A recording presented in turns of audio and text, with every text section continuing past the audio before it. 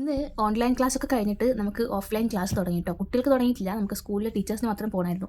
അപ്പോൾ അങ്ങനെ ഞാൻ പോയപ്പോൾ അവിടെ പുതിയൊരു ടീച്ചർ വന്നിട്ടുണ്ടായിരുന്നു. She's from Kannada. ഓക്കെ, കർണാടകയിൽ നിന്നാണ്. അപ്പോൾ കന്നഡികയാണ്. അപ്പോൾ ഞാൻ ബാംഗ്ലൂരാണ് മുമ്പ് വർക്ക് ചെയ്തതെന്ന് പറഞ്ഞപ്പോൾ എന്നോട് പറഞ്ഞു, അപ്പോൾ കന്നഡയൊക്കെ അറിയുമോ ചോദിച്ചു. അപ്പോൾ എനിക്ക് കന്നഡ അറിയാം. ഞാൻ പറഞ്ഞു, എനിക്ക് കന്നഡ അറിയാം, കുറച്ച് കാര്യങ്ങളൊക്കെ അറിയാം എന്നൊക്കെ പറഞ്ഞിട്ട്, എന്തൊക്കെ അറിയാം എന്ന് സംസാരിക്കുമോ എന്നൊക്കെ ചോദിച്ചപ്പോൾ ഞാൻ പറഞ്ഞു, പിന്നെ എനിക്കറിയാം, എനിക്ക് കന്നഡ അറിയാം. എനിക്ക് ആകെ അറിയുന്നത് എന്താണ് ಅಮೌಂಟ್ ಎಷ್ಟು ಅಣ್ಣ, പിന്നെ ನೀವು ಮನೆಯಲ್ಲಿ ನಮ್ಮ ನಾನು ಚೆನ್ನಾಗಿದ್ದೇನಾ, ಸ್ವಲ್ಪ മുൻകಡೆ